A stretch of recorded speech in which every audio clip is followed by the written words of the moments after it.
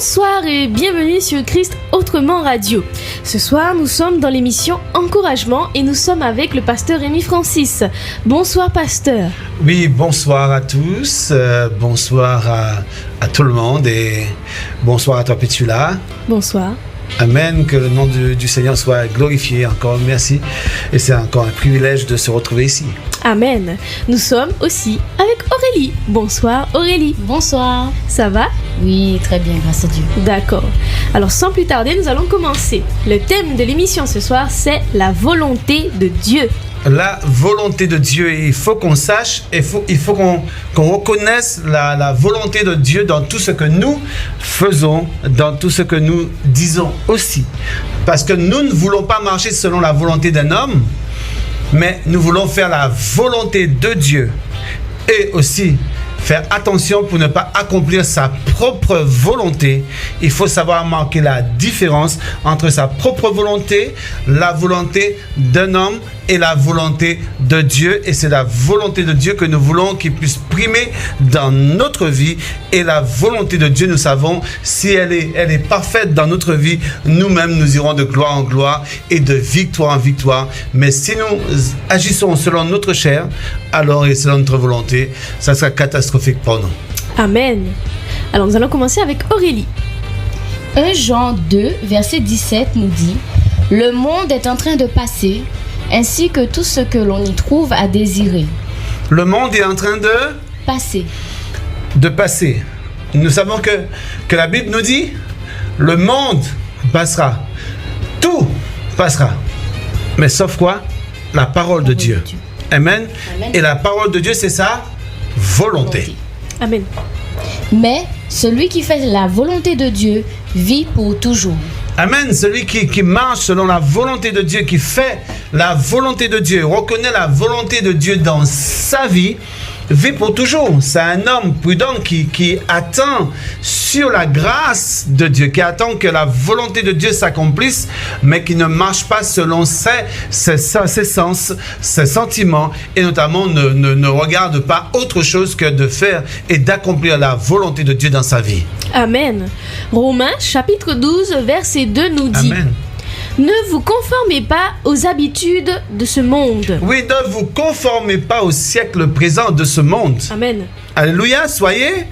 Mais laissez Dieu vous transformer. Oui.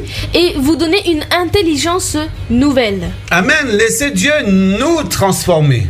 Parce que si on essaye de se conformer au siècle présent, c'est pourquoi nous vous encourageons à connaître la volonté de Dieu dans votre vie et de marcher selon la volonté de Dieu, parce que c'est ce qui est important.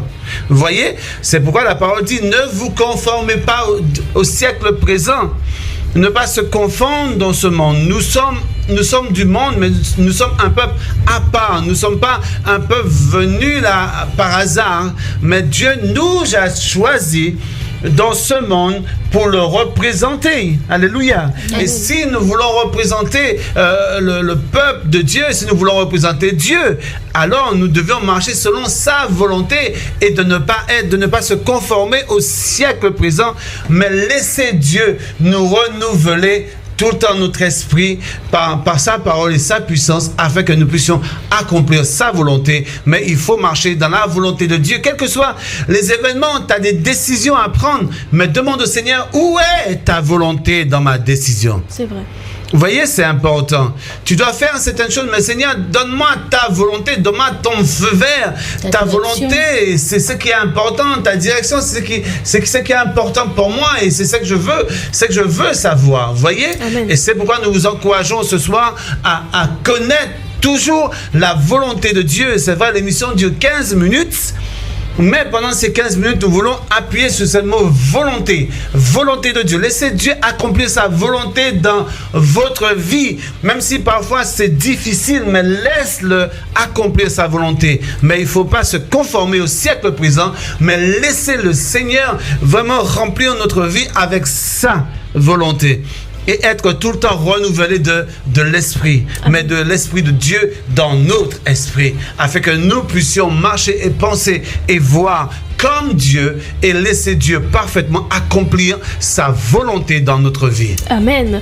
Le verset continue en disant « Vous pourrez alors discerner ce que Dieu veut. » Amen, parce que si on n'est pas renouvelé de l'esprit, si on se conforme au siècle présent, est-ce que tu penses qu'on peut discerner ce que Dieu veut? Non. Non.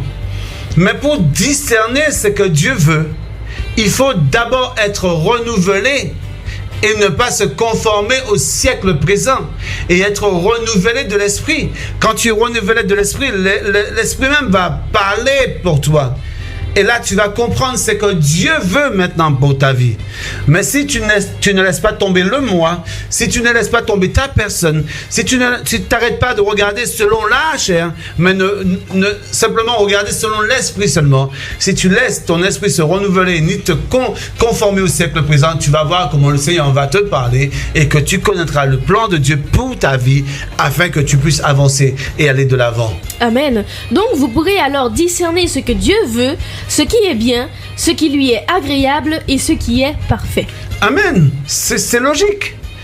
Parce qu'on est renouvelé de l'esprit. Et on ne se conforme pas au siècle présent et nous marchons selon la parole de Dieu. Amen. Vous voyez? C'est pourquoi nous connaîtrons ce qui lui plaît, ce qui est agréable et ce qui est parfait. Et ce qui est parfait vient de lui. Amen. Et comme ça, nous connaîtrons ce qui est parfait et le parfait vit en nous. Alors nous allons lui plaire comme il se doit. Amen. Éphésiens 1, verset 9 à 10 nous dit « Il nous a fait connaître son plan secret que, dans sa bienveillance, il avait décidé par avance de réaliser par le Christ. » Amen. Et qu'est-ce qu'il a fait? Il nous a fait connaître son plan. Il nous a fait connaître sa volonté. Vous voyez, parce qu'avant que le Christ soit venu sur terre, cela a été révélé que Jésus-Christ viendra, il naîtra.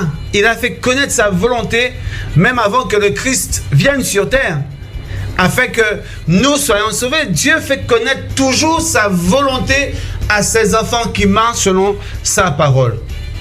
Amen. Vous voyez, et ça c'est très très très important de le reconnaître. Parce que ne pas reconnaître la volonté de Dieu dans ta vie, et pour ta vie, je dirais quand même quelle tragédie. Mais connaître le plan de Dieu pour ta vie, et savoir où tu vas, où le Seigneur veut t'amener, alors tu ne pourras que te réjouir quand tu connais la volonté de Dieu pour ta vie. Ce plan que Dieu achèvera à la fin des temps consiste à réunir tout ce qui est dans les cieux et sur la terre sous un seul chef, le Christ. Amen. Parce qu'il a dit, il a donné Jésus son Fils afin que nous soyons sauvés. Et c'est par Jésus qui va nous rassembler. Là, il nous a fait connaître. Vous voyez, le monde n'est même pas encore terminé. Nous savons qu'est-ce qui va se passer. C'est que Dieu nous a fait connaître sa volonté. Quand il viendra, il va nous réunir. De nouveaux cieux, de nouvelles terres. Mais combien de chefs qu'il y aura? Un seul. Un seul chef, mais c'est le Christ. Alors il nous a fait connaître sa volonté et ce que lui, il va faire avec nous. Amen. C'est pourquoi dans notre âme, dans notre cœur, dans notre esprit, je voudrais nous encourager ce soir à connaître la volonté de Dieu et chercher la volonté de Dieu. Ne pas prendre des décisions hâtives, mais connaître la volonté de Dieu. Ne pas faire n'importe quoi, mais connaître la volonté de Dieu. Même si tu dois aller voyager un jour, mais Seigneur, est-ce que tu veux que je voyage dans ce pays? Exact. Il faut aussi connaître la volonté de Dieu dans tout et partout pour ta vie, parce qu'il nous a donné, il nous l'a révélé, sa volonté. Mais nous, dans nos actions, dans nos champs d'action même, que nous voyons tous les jours, que nous entreprenons, nous devons demander à Dieu, qu'est-ce que tu veux en ce moment pour moi? Qu'est-ce que tu attends de mon pays?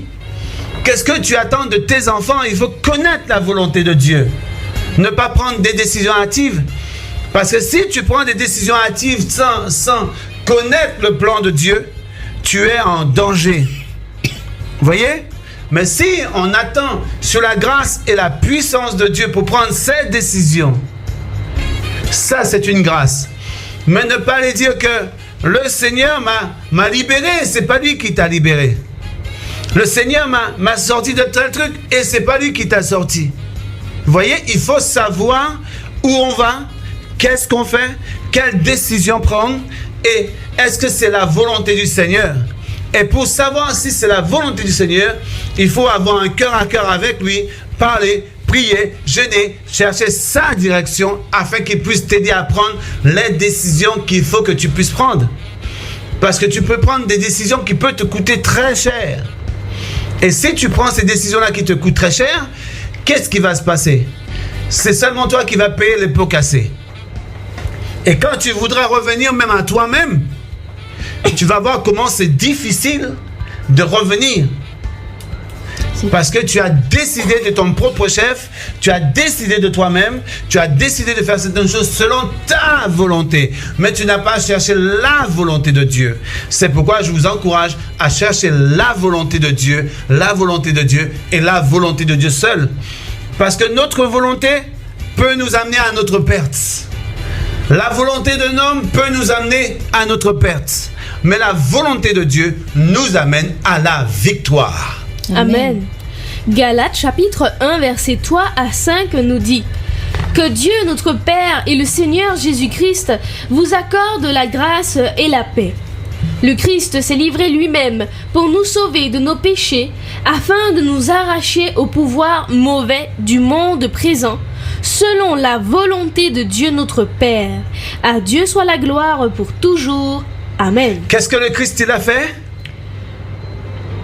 Que Dieu notre Père et le Seigneur Jésus-Christ nous accordent la grâce et la paix. Nous accorde la grâce et la paix. Le Christ s'est livré lui-même. Le Christ s'est livré, c'est ce qu'il a fait. Il s'est livré lui-même.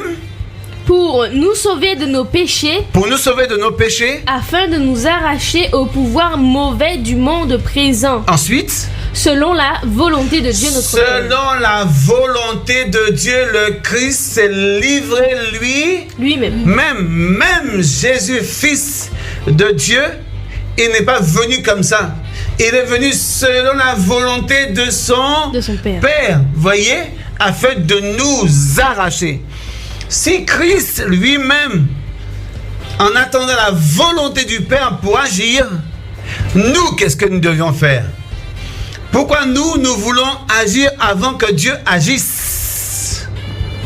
Pourquoi nous voulons faire la volonté, notre volonté avant de faire la volonté de Dieu?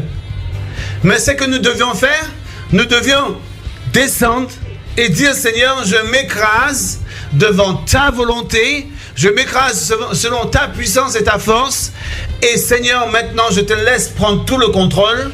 Parce que c'est toi qui dois diriger ma vie et je veux connaître ta volonté pour ma vie et ta volonté seule, parce que je ne veux pas décider, je veux faire les choses selon toi, selon ta parole, selon ta puissance, parce que ta volonté est agréable pour ma vie. Amen. Jean 6 verset 40 nous dit: Oui, voici ce que veut mon Père, que tous ceux qui voient le Fils et croient en lui aient la vie éternelle, et que je les relève de la mort au dernier jour. Amen. Il les relève de la mort au dernier jour. Au dernier jour. Amen. Et c'est ça la volonté de Dieu.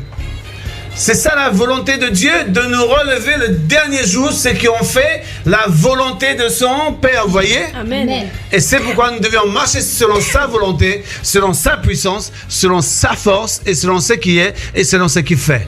Amen. Amen. Première épître de Pierre, chapitre 2, verset 15 nous dit: En effet, ce que Dieu veut, c'est que vous pratiquiez le bien pour réduire au silence les hommes ignorants et déraisonnables. Amen. Dieu veut que nous puissions agir dans le bon sens. Dieu veut que nous puissions agir selon sa volonté. Dieu veut que nous puissions agir selon comme lui, il veut. Mais nous devions nous abandonner totalement et entièrement entre ses mains.